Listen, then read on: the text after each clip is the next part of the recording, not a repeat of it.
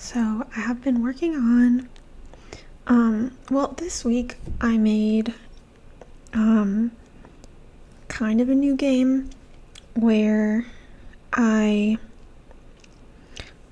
don't, so in my building, there's this free bin, and in the free bin, I saw a full Apple keyboard. So I have never had an extra Apple keyboard before. So I already was sort of in this space where was embellishing some hardware. I'm trying to find a photo of it. So I embellished this hardware here. So you can see that it is a 10-inch security monitor, and I spray painted it gold very carefully, and then I added these little rhinestone hearts. I glued them on, and that resulted in this little hardware screen, special hardware.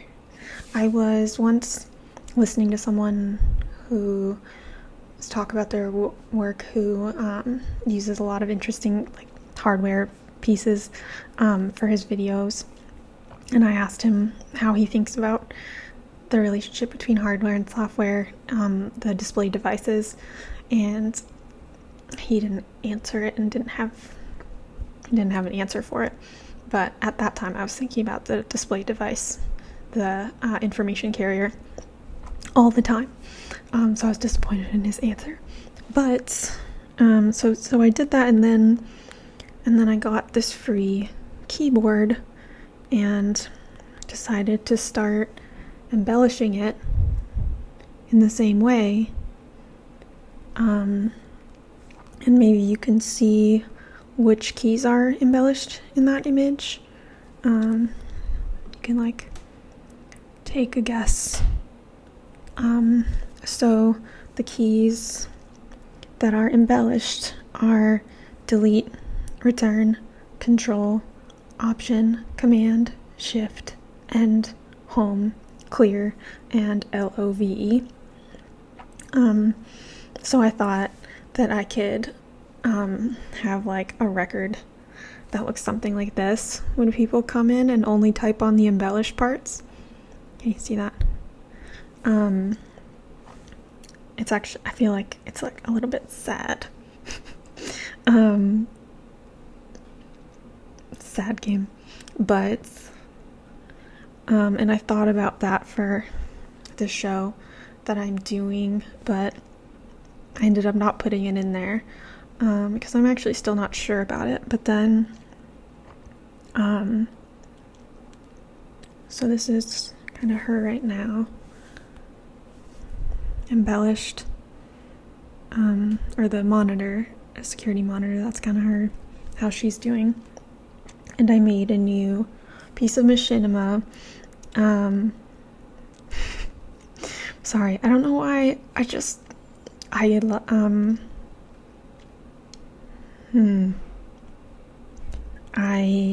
made a new piece of machinima, and I am pretty proud of that one. I actually think it's great, where the avatar, it's already based on one of the games I already recently made, so where the avatar, maybe I should pull it up. I forgot how much I've talked about this one before. Where the sorry, I'm pulling it up. It's 18 plus restricted, so if you do not have an 18 plus account, then you cannot play it. So it starts like this. Or should I do vertical?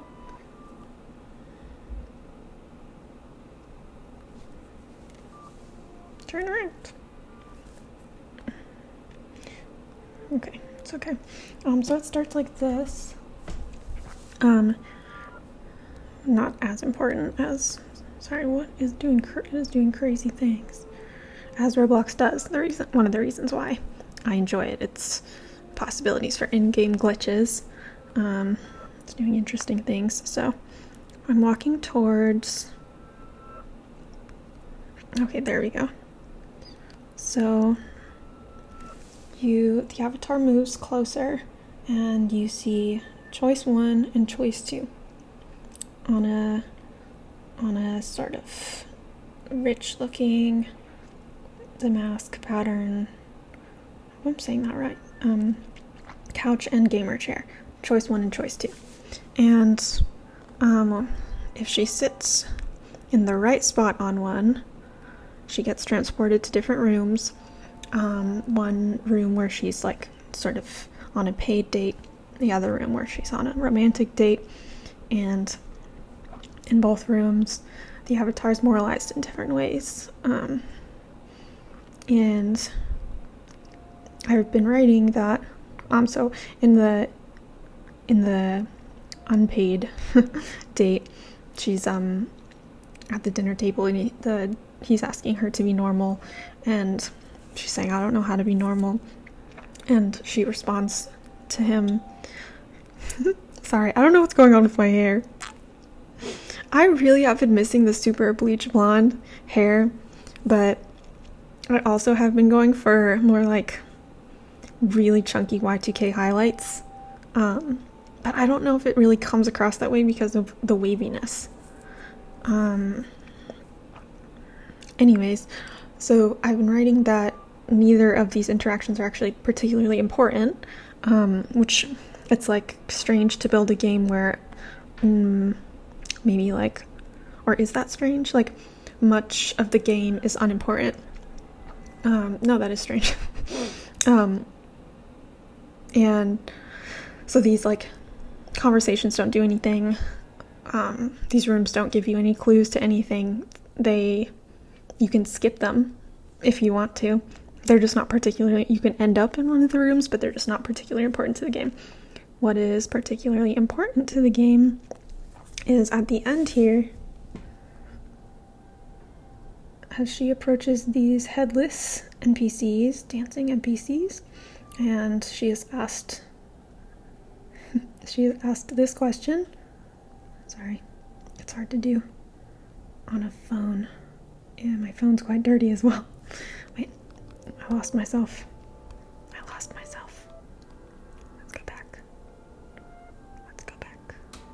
go back. Just a silly proximity prompt that's acting up. Okay, so she is asked to donate. Can donate this much. Donate 100. Donate. Successful.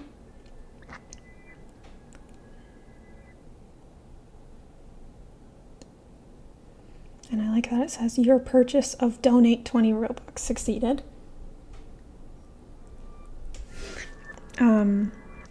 So of course, you understand what's happening in her avatar life.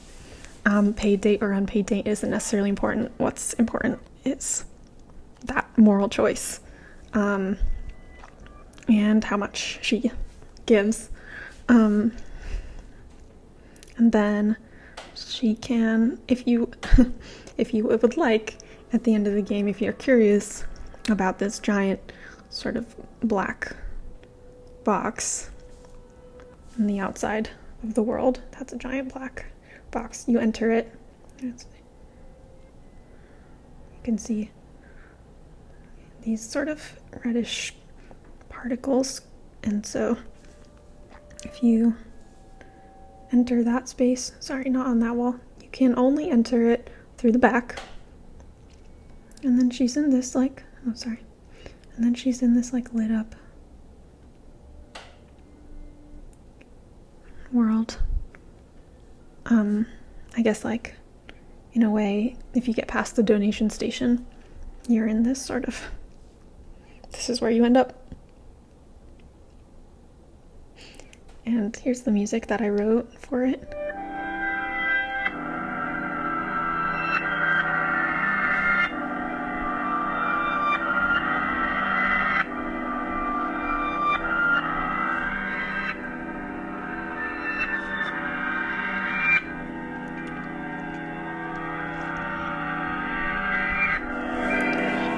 quite dark. Sounds a little dark. So that's the game, and then I made machinima gameplay video from that. Same idea. Except it's a lot more focused on the avatar. Another glitch that, of course, I am not going to fix, is that whenever she sees her reflection in the mirrored world, so it's all water and mirrors, if she's sitting, she sees herself like still moving. And sometimes if she is totally still standing up, you see her like sprawled on the floor, on the ocean watery floor, sort of like this.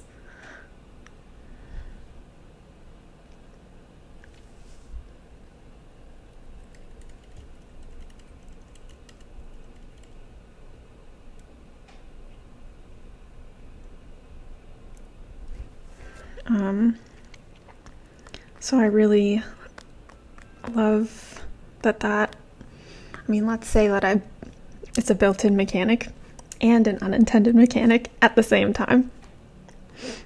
They can both exist. And where's my favorite image of Grr? Yes. So that's my favorite image of it, is her looking in her reflection, and she's sprawled. So those are some updates, and I am also very excited to screen my short video performance, Does That Hurt the Fish, at Roxy Cinema on January 25th. And I'm pretty sure I've spoken about Does That Hurt the Fish, but that is a short video performance project about a paid date to an aquarium just before or a little before the COVID-19 pandemic lockdown.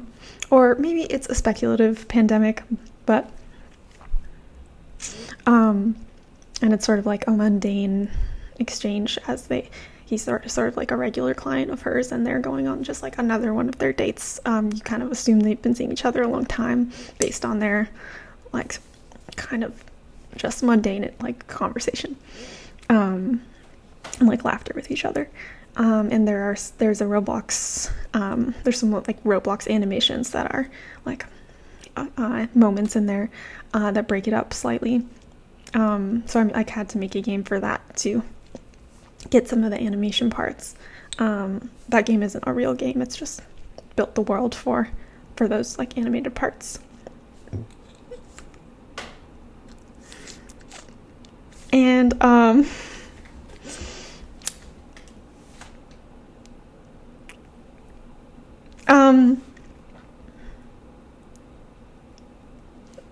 yes. So one of the parts, actually, I don't think I've uploaded it to YouTube. It is on my Vimeo. So it will be on the big screen for the first time, alongside a few other artists and artist adjacents. So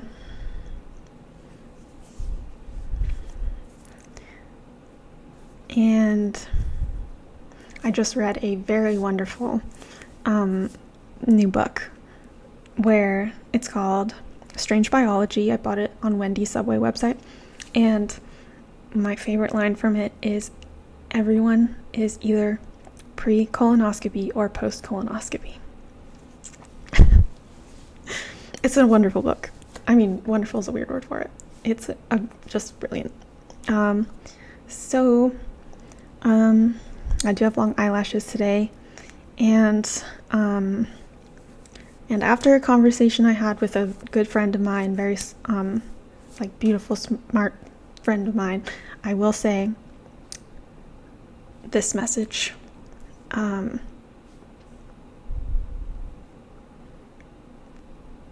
Or maybe I should save the message. Doing morally good acts is part of the act.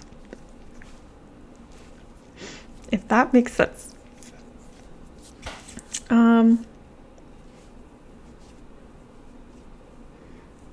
I had there were very interesting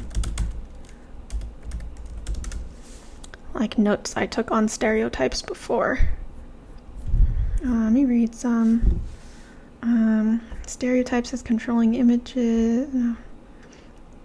Games are serious business. They reflect and reinforce broader social patterns of power and inequality.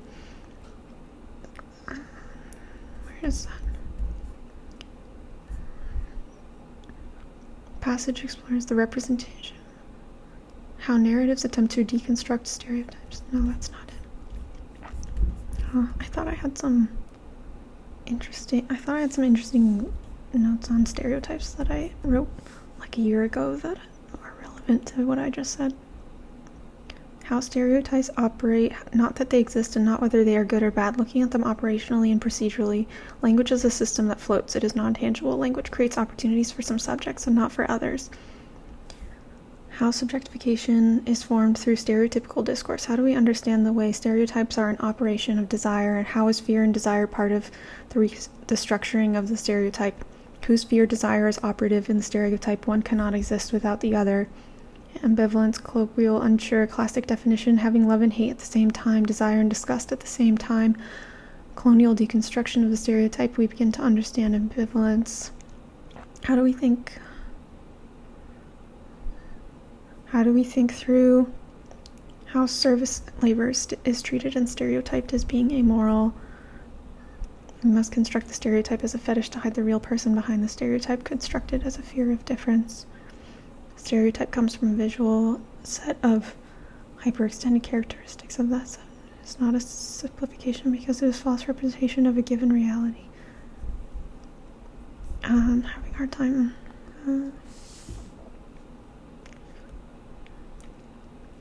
The stereotype tries to loop the subject in, or the point where the subject tries to renegotiate their visibility. I have to revisit some. I have to revisit some notes before I go talk about these ideas. Stereotype is not a simplification because it's a false representation of a given reality, a rested, fixated form of representation of the subject, keeping them fixed through the stereotype. Sorry, I have to revisit some of these thoughts. I'm not sure what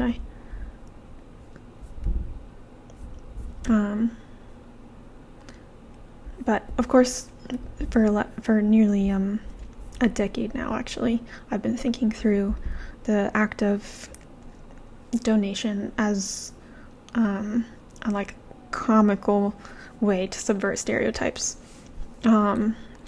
Like Robin Hood, SW. It all feels like a big secret still.